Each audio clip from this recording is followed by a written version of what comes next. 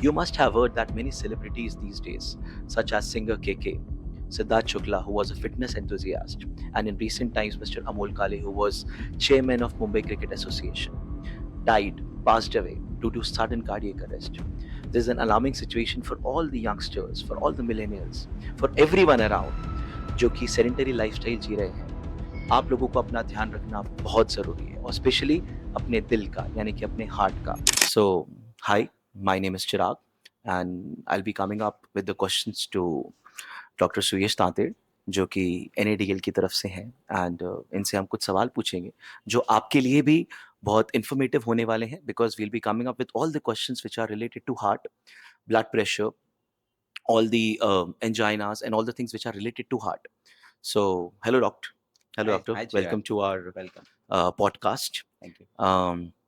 So, the first question जो मैं आपसे पूछने वाला हूँ आज कि हार्ट अटैक होता क्या है और इसको लेके हमको कब चिंता करनी चाहिए कि हमको ये चीज़ हो रही है या हमको कैसे पता चले कि we are going through such severe issue right now. See, hi, Chirag. Yes. It is a very good question. Heart attack basically जो हम लोग बेसिक कॉमन लैंग्वेज में यूज करते हैं, but scientifically it is called myocardial infarction. Okay. So heart की जो arteries होती हैं जो हार्ट को ब्लड सप्लाई करती हैं, उनमें कहीं पर भी अगर कोई क्लॉट बनता है, जो कि आज के डेज में काफ़ी कॉमन है, तो वो क्लॉट जो बेसिकली बनता है वो आगे का ब्लड फ्लो रोक देता है और वही हार्ट अटैक कहलाता है. सो पेशेंट जब हार्ट अटैक में प्रेजेंट करता है तो ही हैज़ चेस्ट पेन, बहुत ज़्यादा स्वेटिंग, चेस्ट पेन, घबराहट, पर्सपिरेशन.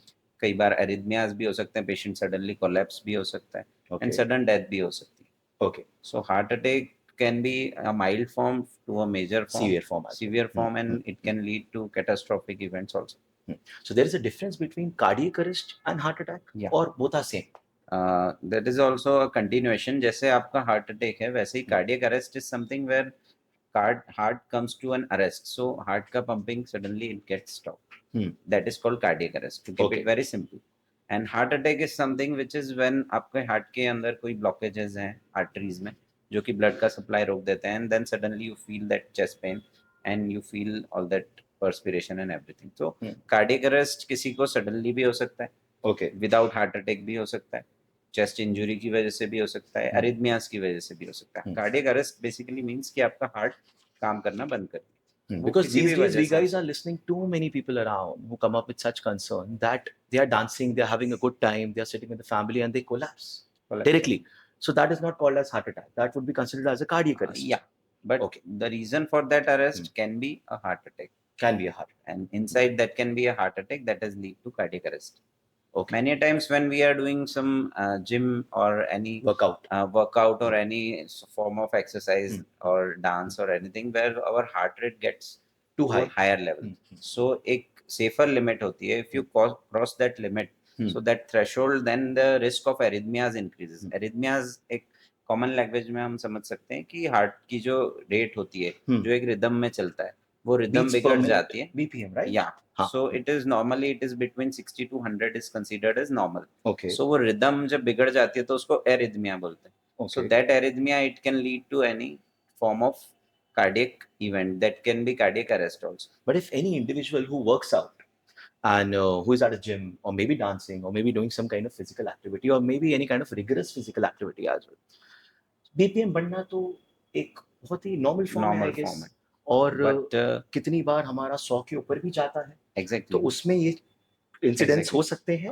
Scientifically मैं बात करूँ तो 220 minus age is a formula where Okay. you calculate if you are 40-year-old, so 220 minus 40, 180 should be the target heart rate. Maximum. And maximum. So Okay. 85% of that is considered as the safer higher limit. Okay. So you can calculate your heart rate, and then there are many in the gyms, the now newer equipments, they are having the heart rate calculator also. So you Acha. get to know your heart rate.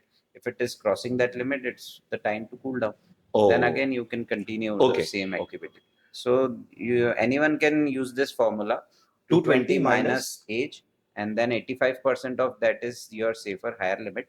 So you keep yourself below that. So this is a very informative thing which we got from Dr. Suyesh कि आपकी जो as है, अगर आप 220 में से वो as को माइनस कर दें, so that's the most peak of BPM Target which heart rate. can be achieved, in उससे ज़्यादा you 85 should not target anymore. 85% of that amount. अच्छा, So okay. that will be lesser than even that also. तो सारे gym enthusiast और जितने भी workout करने वाले लोग हैं, usually we get to hear from so many people around these days, बहुत सारी न्यूज़ पॉप आउट हो रही है कि जिम में वर्कआउट करते करते that person suddenly collapsed and he और she is no more. So it's just because of that reason, because the No, I mean targeted must have.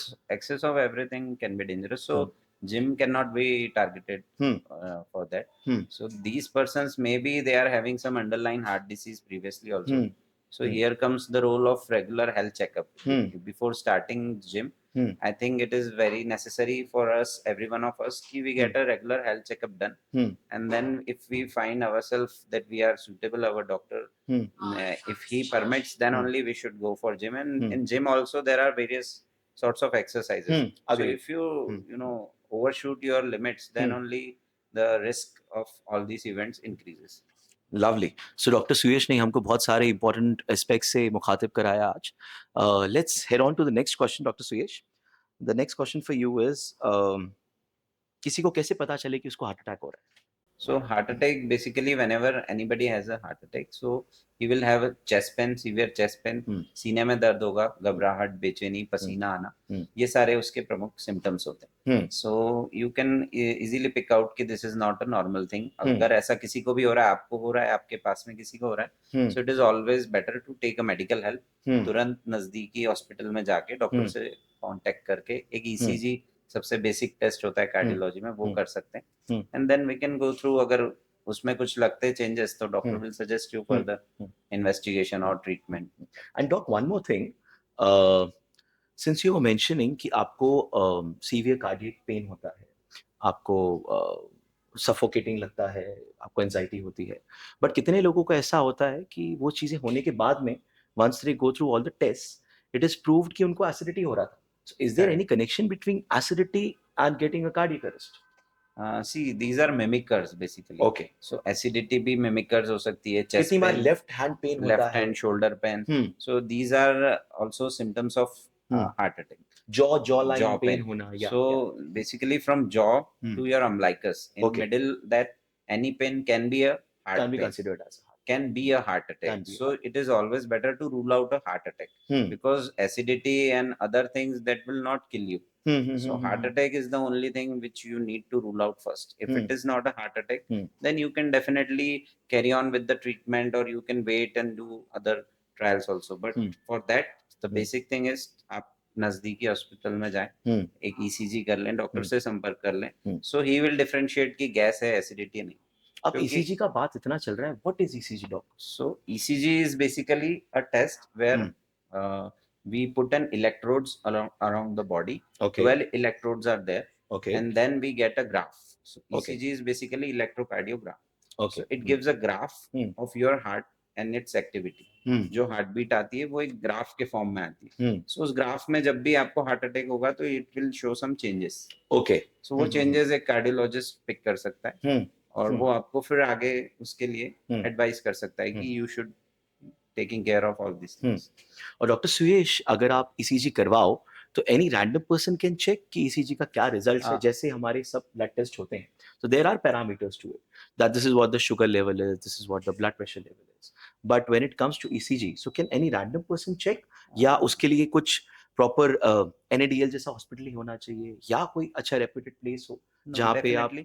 Cardiologist is the best person जो कि ECG को read कर सकता है. ECG basically एक test है जिसे रीड करना पड़ता है. बाकी टेस्ट के तो रिजल्ट्स आते हैं. सो रीडिंग इज समथिंग जो एक जिसने कार्डियोलॉजी में काम किया है, बेसिकली कार्डियोलॉजिस्ट ही इस चीज के लिए बेस्ट पर्सन है. बट जो नॉर्मल फिजिशियंस हैं, मेडिसिन के हैं, MBBS हैं, वो भी ECG रीड कर सकते हैं. Lovely.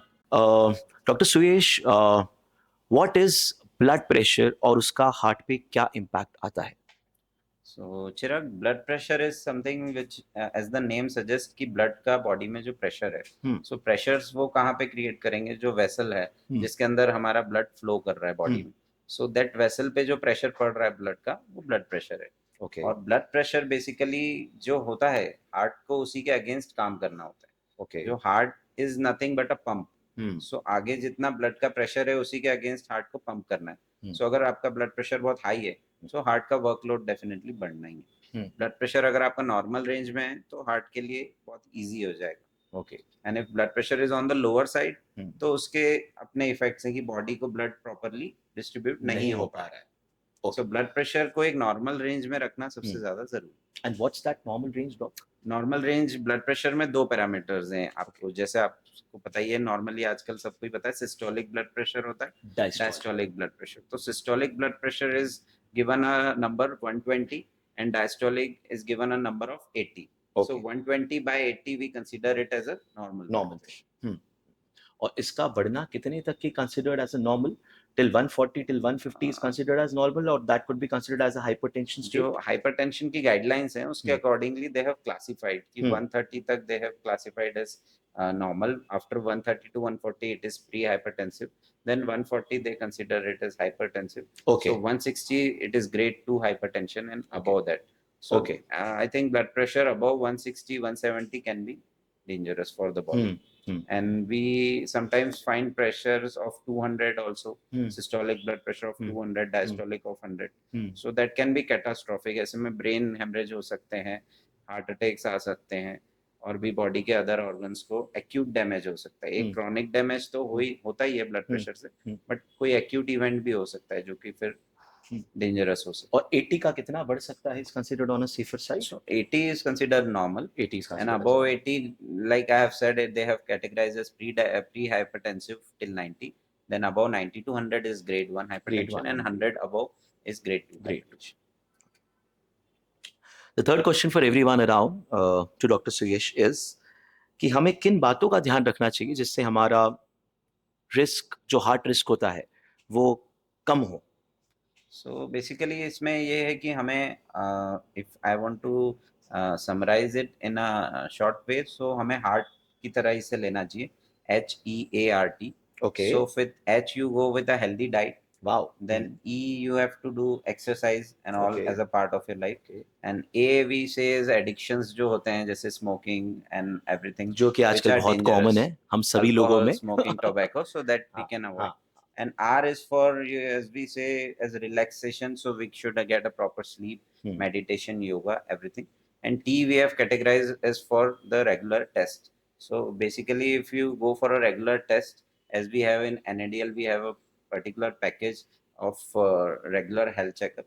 So you can go all the tests and you can diagnose the disease earlier. So you can start the treatment at an early stage. So you can reverse the disease. Okay. एक बार आपको reversal is possible? Yeah. Okay. Reversal of everything around like cholesterol, higher levels of cholesterol can be controlled with the diet, with the medicines. Then similarly in heart also the blockages, if you start treatment at an early stage, so you won't get that severe amount of disease.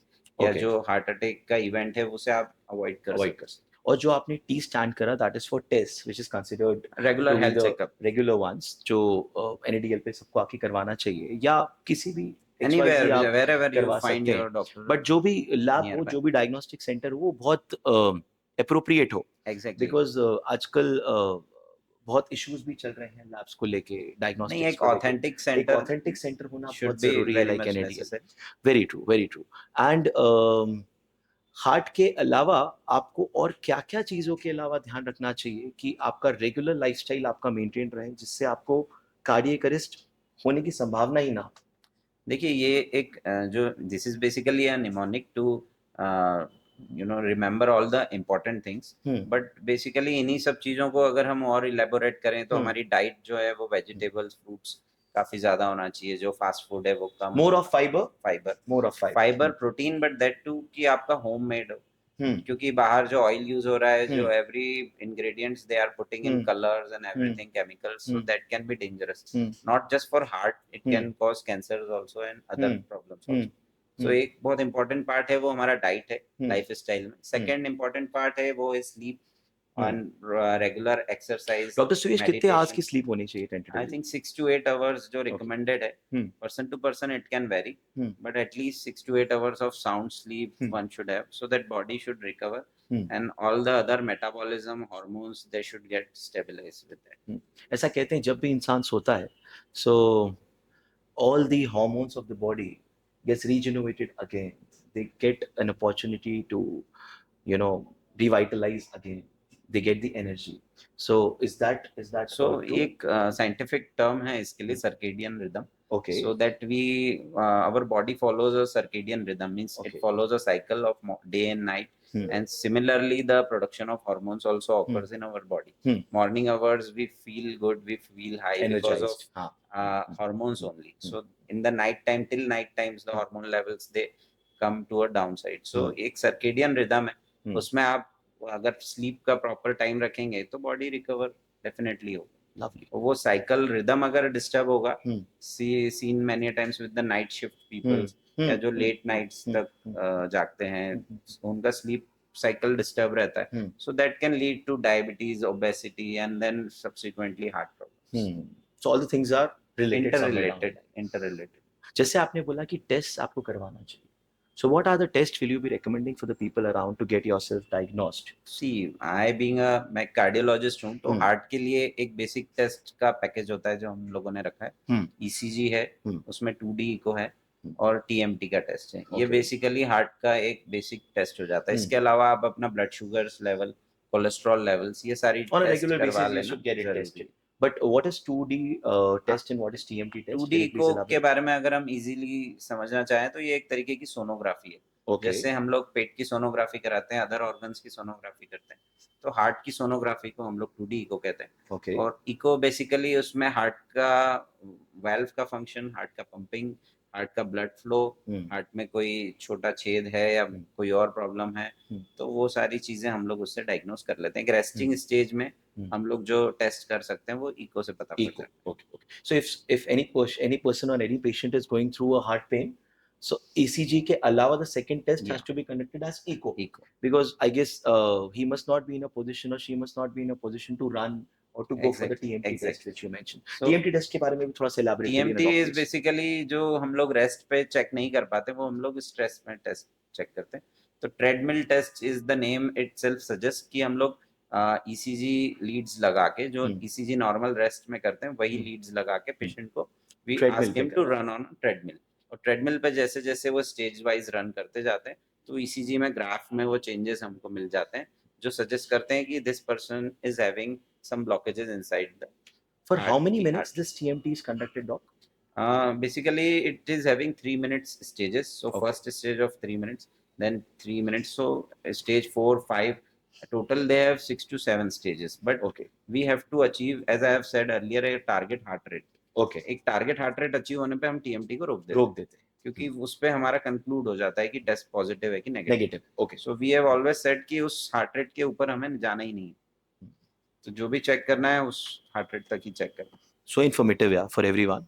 Thank you Dr. Suyesh. Doc, मुझे आप ये चीज बताएंगे कि कभी किसी को abnormality feel हो रही है in heart, maybe some pain or maybe some kind of an issue, so by blood test can you get that thing proven कि आपको कुछ issue हो रहा है या नहीं हो रहा है? जैसे हम लोगों ने अभी हार्ट अटैक का बात किया तो एक टेस्ट होता है ट्रोपोनिन का टेस्ट. ओके, जो हमने उस टाइम पे डिस्कस नहीं किया, बट ये एक ब्लड का टेस्ट है. जैसे आप तुरंत गए, आपको गैस लग रहा है कि एसिडिटी है, कि गैस है, कि हार्ट अटैक है, या मस्कुलर पेन है, स्ट्रेन है, कुछ भी हो सकता है, तो आप गए एक हॉस्पिटल में डॉक्टर के पास में, तो उन्होंने आपका ECG किया. ECG में सपोज ECG में माइन्यूट चेंजेस हैं, नहीं है, एक डाउट है, so you can go for a test which is called troponin test. ये एक तरीके का ट्रोपोनिन टेस्ट. सो troponin I test is a blood test, जो कि टेक्स अराउंड 1 to 1.5 आवर, और 1.5 आवर में उसका रिपोर्ट्स आ जाता है. तो वो रिपोर्ट बेसिकली अगर हार्ट अटैक है तो वो एलिवेटेड मिलता है. 99% of the times it is elevated because of the heart attack. Okay, so इसमें जो साइलेंट अटैक्स हैं, कई बार चेस्ट पेन नहीं हुआ बट अटैक है, या फिर ECG में चेंजेस नहीं आए हैं, अटैक आके चला गया है, अगेन आ सकता है, वो रिस्क जो है रूल आउट हो जाता है. Usually for the diabetes patient I've heard they go through some kind of silent attacks. So for that people this kind of test is recommended. It's very helpful. Is very maybe any emergency that comes in the night time, so we always prefer कि आप troponin test करवा लीजिए, so that we get 1 to 2 hours observation also, and while the test comes, so it gets clear कि heart attack है या नहीं. Wow. Next question to you Dr. Suyesh is कि cholesterol क्या होता है? We talk about cholesterol, good cholesterol, bad cholesterol. There's so many tests related to it. So what is cholesterol and how does it impact to any of the heart health? Cholesterol अगर हम लोग एक layman language में समझे तो blood में जो चर्बी रहती है या Okay. ब्लड गाढ़ा हो जाता है उसे हम लोग कोलेस्ट्रॉल कहते हैं, बट ये एक तरीके का लिपिड है जो हम लोग प्रोटीन्स, कार्बोहाइड्रेट, लिपिड्स, फैट्स खाते हैं, तो ये एक तरीके का फैट्स और लिपिड्स है जो हमारे ब्लड में ही रहता है, ब्लड में डिसॉल्व रहता है और ब्लड से ये लिवर में जाता है, लिवर से वापस ब्लड में आता है, हम जो खाते हैं डाइट में उससे ये एब्जॉर्ब होता है इंटेस्टाइन से वापस ब्लड में आता है, सो ब्लड में ये सर्कुलेट होता रहता है। अब जब कोलेस्ट्रॉल का लेवल अपने ब्लड में बढ़ जाता है, जो कि हमारी ब्लड रिपोर्ट से हमें पता लगता है, सो वो जो कोलेस्ट्रॉल ब्लड में है वही हमारे हार्ट की, ब्रेन की सभी आर्टरीज में जो नसें हैं उसमें जाके ब्लॉकेज पैदा करता है। सो ये एक सोर्स है जहाँ से वो ब्लॉकेज बनता है। तो ब्लॉकेज कहीं भी हो सकता है डॉक्टर? हाँ, ब्लॉकेज मेनली बॉडी में कहीं पर भी हो सकता है, जितनी हमारी ब्लड की नसें हैं, आर्टरीज जिसे हम कहते हैं, उसमें कहीं पे भी ब्लॉकेज हो सकता है, बट हार्ट के ब्लॉकेजेस क्योंकि वो ज्यादा डेंजरस होते हैं और उसमें हार्ट अटैक का रिस्क बढ़ जाता है, सो हम लोग उस पे सबसे लाइफ थ्रेटनिंग है, तो उस पे हम लोग बीइंग अ कार्डियोलॉजिस्ट उसी पे सबसे ज्यादा कंसंट्रेट करते हैं। तो आपका कोलेस्ट्रॉल लेवल अगर बढ़ा हुआ है, जिसमें भी good cholesterol, bad cholesterol, as you have heard, so जो कोलेस्ट्रॉल हमारी ब्लड की वेसल्स में ब्लॉकेज बढ़ाता है उसे हम बैड कोलेस्ट्रॉल कहते हैं, जो कि रिपोर्ट्स में आपको एलडीएल के नाम से मिलता है। ओके। और जो गुड कोलेस्ट्रॉल होता है एचडीएल, वो हमारे ब्लड के कोलेस्ट्रॉल को, ब्लॉकेज को कम करता है और उसे वहां से निकाल के लिवर में ले जाता है, बॉडी से एक्सक्रीट करा देता है।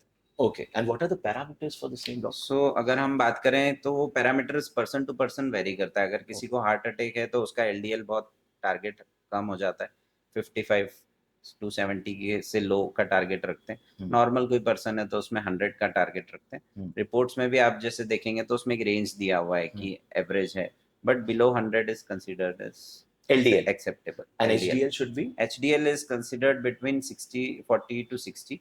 So जितना higher रहेगा that is better. And how much should be the total cholesterol level? Total cholesterol is considered around 200. Around 200. So less than 200 is considered as acceptable. Okay. But that includes many parameters. So particularly if we want to focus, so LDL is the main target where we focus. And what should a person do to increase HDL, which is the good cholesterol? HDL basically उसके लिए कोई दवाई नहीं बनी है, जितने भी medicine के ट्रायल हैं वो they are not successful. आजकल ये फिश ऑयल बहुत चलन में है doctor. Omega 3 fatty acids and fish oil, these are good for your heart. But HDL की अगर हम बात करें तो एरोबिक एक्सरसाइजेस एंड ये जो नेचुरल हम लोग एरोबिक्स करते हैं, जो ऑक्सीजनेशन है, उससे एलडीएल लेवल बढ़ता है। But supplements definitely they can help in other way around. Thank you, doc. The next question to you is, क्या आप प्लीज बता सकते हैं कि हार्ट प्रॉब्लम्स कौन-कौन सी होती हैं? Except then this heart attack thing also. There must be n number of issues which must be related to heart. Definitely. So what are the things on which you would like everyone to put eye on? So heart की अगर हम structure की बात करें तो वहीं से ही diseases start होती है। ओके। तो समझने के लिए हम देखेंगे तो हार्ट के बाहर एक लेयर होती है जिसे हम पेरिकार्डियम कहते हैं। ओके। सो पेरिकार्डियम की डिसीजेज होती हैं जिसमें पेरिकार्डियम में अगर पानी जम जाता है, ब्लड भर जाता है, तो वो हार्ट को कंप्रेस करता है। Okay. That is called cardiac tamponade. उसका इन्फेक्शन हो जाता है तो पेरिकार्डाइटिस। देन पेरिकार्डियम जो एक लेयर है उसके अंदर हम आते हैं हार्ट पे, तो हार्ट की जो मसल्स होती हैं, तो मसल्स की जब वीकनेस होती है जिसे हम कार्डियोमायोपैथी कहते हैं, जो हार्ट अटैक की वजह से भी हो सकती है, अदरवाइज जेनेटिकली भी हो सकती है। फिर हार्ट के अंदर एक और स्ट्रक्चर है जिसका हमने बात किया, वेल्व्स।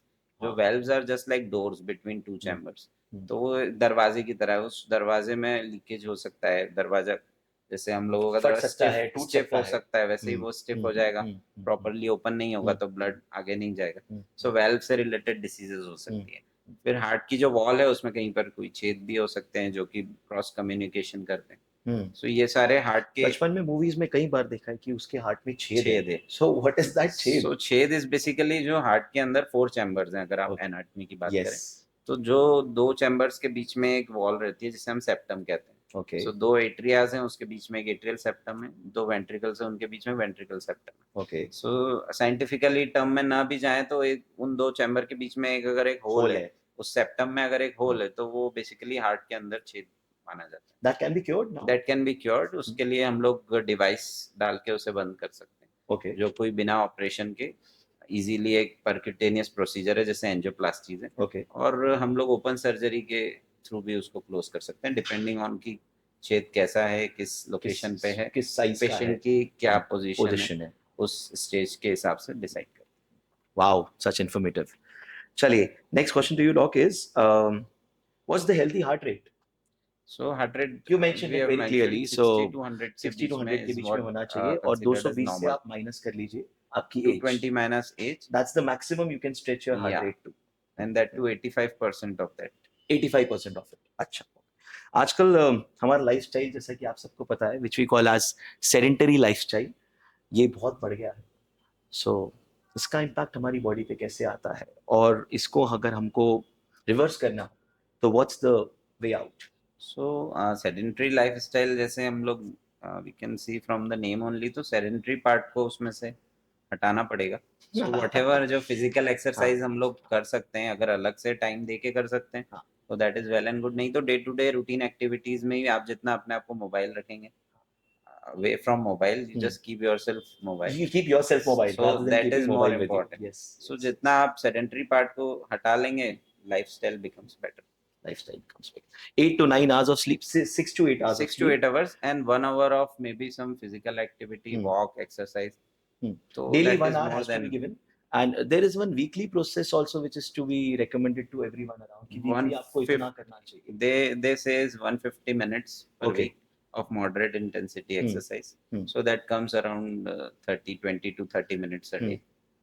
So if you और can आजकल जो ये even do that, यंगस्टर्स में walking, dock that's okay।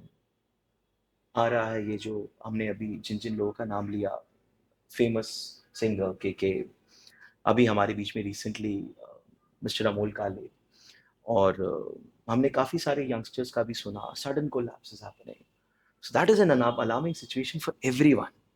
Why is it happening with youngsters? पहले हमने कभी नहीं सुना था कि youngster is going through a cardiac arrest और may be a heart attack. These days, in early 30s, in fact, late 20s as well, people are going to such kind of cardiac arrest. So coronary artery disease का भी जो एक timeline है वो पीछे की तरफ शिफ्ट हुआ है। Why so, doctor? Definitely, but उसका एक रीजन मेनली तो लाइफस्टाइल है। So what all we are consuming in our food, that is also adulterated। And previously हमारी lifestyle अलग थी। We used to have more of physical activity, used to have more of cycles with people। Nowadays everybody is having cars and motor vehicles, so less of physical activity, sedentary lifestyle, and eating habits which have gone towards the fast food and more of refined wheat items and trans fat। So earlier जो मील रहता था वो भी अलग था, air pollution जो था वो भी नहीं था, People used to walk, people used to better work थी। out, people used to exactly, do their physical activities on a day to day day-to-day work basis. में ही फिजिकल एक्टिविटी इनफ हो जाती थी, जो अब हमें अलग से एक्सरसाइज के लिए टाइम निकालना पड़ रहा है। सो यही रीजंस हैं मेनली, क्योंकि जेनेटिक्स तो सेम ही है हमारा, लेकिन ये सब चीजें जो एनवायरमेंटल इफेक्ट्स हैं वो जेनेटिक्स को आफ्टर कोरोना ये चेंज चीज कर रहा है। काफी बड़ी है डॉक। कोरोना से डेफिनेटली कुछ ब्लड में क्लॉट्स के केसेस ज्यादा देखने में मिले। थ्रोम्बोसिस जो ब्लड क्लॉट बनना का प्रोसेस है, वो कोरोना वायरस से थोड़ा सा एग्रेवेट हुआ है। कोरोना के केसेस में भी ये चीजें देखने को मिली है, तो वो भी एक रिस्क फैक्टर है। और जब जब मेडिसिन और जो चीजें कंज्यूम करें, because of that reason also risk of cardiac issues have increased a bit, कि नहीं एट वो द चीज टाइम का ऑफ कोई कोरोना। या सो कुछ मेडिसिन हैं जो बेसिकली स्टेरॉइड्स वगैरह हैं, उनके साइड इफेक्ट्स देखने को मिले हैं हम लोगों को later on, but at that time जो nothing has proven yet pandemic, as या such. बट pandemic is a situation where you were not prepared for it. तो जो उस समय बेस्ट सभी को लगा, all the medical fields and even WHO was not sure कि किस What to do, what direction में not to जाना। do. So I think that's By hook or crook, we need Yeah. to yeah, we need to kill get that yourself virus। cured. Yeah, of course. Dr. Suyesh, one more question जो मेरे दिमाग में एकदम से आया है कि supposedly किसी को कोई भी सिम्टम नहीं हो और उसको कोई भी प्रकार का किसी भी प्रकार का प्रॉब्लम ना आ रहा हो, but then too he wants to get everything on a precautionary basis done. So what are the tests which you would like to recommend to everyone around? और अगर सिम्टम आए तो भी क्या कराना चाहिए? आप दोनों केसेस में प्लीज हमको एनलाइटन करिए ना, क्या कर सकते हैं? Very very nice question Chirag. So first thing is that कि आपको कुछ भी प्रॉब्लम नहीं है तो आपको कुछ टेस्ट करवाना भी चाहिए कि नहीं करवाना चाहिए, क्योंकि आजकल तो एन नंबर ऑफ टेस्ट हो रहे हैं। आपका कॉपर, एल्यूमीनियम, जिंक सब टेस्ट कर रहे हैं और आपके आजकल ब्लड के में। लाइफस्टाइल में doctor, sorry to cut your conversation, आजकल का लाइफस्टाइल जो कि बहुत ही स्मोकिंग से भरा है, अल्कोहल से भरा हुआ है, सो उसमें क्या ये चीज करवानी चाहिए या चलते रहना चाहिए कि जैसे चल रहा है हम चल रहा नहीं नहीं, डेफिनेटली अगर आज की बात करें हम, तो अब कोई टाइमलाइन नहीं है कि किसको है? टेस्ट करवाना चाहिए। हम्म आज की डेज में everyone who is about 20 years of age, hmm he should get a regular health checkup done, hmm and which we also doing here. Hmm So उसमें एग्जीक्यूटिव हेल्थ चेकअप का एक कंसेप्ट रहता है, जिसमें हम्म कि सारे बेसिक बेसिक टेस्ट आपके साल में एक बार हो जाना चाहिए। हम्म जैसे कोई भी डिसीज है वो आपको अर्ली स्टेज में पिक हो जाएगी, हम्म डिसीज होने के पहले ही आप उसको, जिसको बोलते हैं एक होता है सेकेंडरी प्रिवेंशन डिसीज होने के बाद में, एक होता है प्राइमरी प्रिवेंशन डिसीज होने के पहले, और एक प्राइमोर्डियल प्रिवेंशन जिसमें रिस्क फैक्टर को ही आप एलिमिनेट कर देते हैं हम्म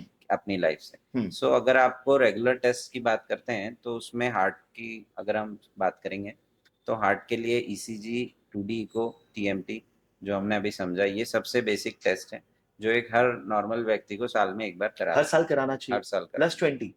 +20, ओके। बिकॉज नाउअडेज कोई टाइमलाइन नहीं है। अगर कोई हम्म फैमिली हिस्ट्री है किसी को, कोई रिस्क फैक्टर्स है, तो उसको डेफिनेटली साल में एक बार हम्म कराना चाहिए। पहले हम्म 2-3 साल में एक बार भी करवा लेते थे तो इट्स ओके, बट अभी टुडेज लाइफस्टाइल हर साल एक बार, ये 3 टेस्ट प्लस आपका ब्लड शुगर अगर हम्म, नॉर्मल आता है तो साल में एक बार भी कराएंगे। तो भी थ्री चलेगा। मंथ्स का HbA1c होता है, हम्म वो करवा लेना चाहिए, प्लस हम्म लिपिड प्रोफाइल आपका, जो हम्म ब्लड में कोलेस्ट्रॉल का जो हमने अभी हम्म बात किया, वो हम्म कोलेस्ट्रॉल लेवल्स कितना है उससे पिक हम्म हो जाता है। हम्म इसके अलावा आपका हीमोग्लोबिन का टेस्ट, क्रिएटिनिन का टेस्ट, यूरिन का टेस्ट, ये हम्म सारे टेस्ट साल में, थायराइड का टेस्ट, क्योंकि ये बीमारियां अगर आप नहीं टेस्ट करेंगे तो आपको कभी पता नहीं चलेगा, until hmm unless it is very late. Hmm फिर उसका कोई क्योर नहीं है, अगर वो बॉडी के ऑर्गन्स को डैमेज कर चुकी है हम्म तब आपको डिटेक्ट होगा, तो hmm that will be very late. Hmm तो अगर आप थायराइड का टेस्ट नहीं करेंगे, कोई और टेस्ट नहीं करेंगे, तो सिम्टम्स आने का वेट करते रहेंगे, हम्म डायबिटीज है, हम्म कोलेस्ट्रॉल है, तो वो हम्म बॉडी को डैमेज कर चुका होगा जब तक हम्म आपको पता चलेगा। हम्म।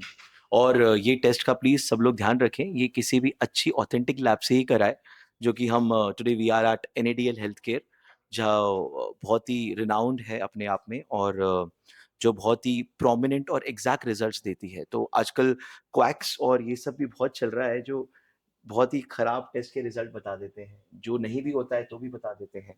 और एग्जैक्टली। कितनी सिचुएशंस ऐसी भी होती हैं कि टेस्ट में समझ ही नहीं आ रहा है कि कुछ है और इंसान को बहुत ज़्यादा पेन हो रहा है, something exactly. Else is happening. So किसी भी लैब में करवाएं, आपकी इच्छा, बट ऑथेंटिक लैब ज़रूर हो, ये चीज़ का ज़रूर मापदंड आप देख लें। Thank you so much doctor Suyesh thank you Tater ji very हमारे मच बीच में चिराग। थे, जो कि NADL की तरफ से थे, NADL डायग्नोस्टिक हेल्थ केयर की तरफ से थे। इन्होंने हम लोगों को बहुत सारे पॉइंट से रूबरू करवाया, and that was very informative session with you doctor thank you. Suyesh. Thank thank you. You so much for joining us, thank you so much for giving your precious time to us. Thank you. I hope आप ऐसे ही सब लोगों का इलाज करते रहें और thank लोगों यू। को अच्छा और हेल्दी बनाते रहें। Thank you so much. Thank you, it was cheers. Nice thank you so much. Talking to you. Thank you so much doctor. Okay.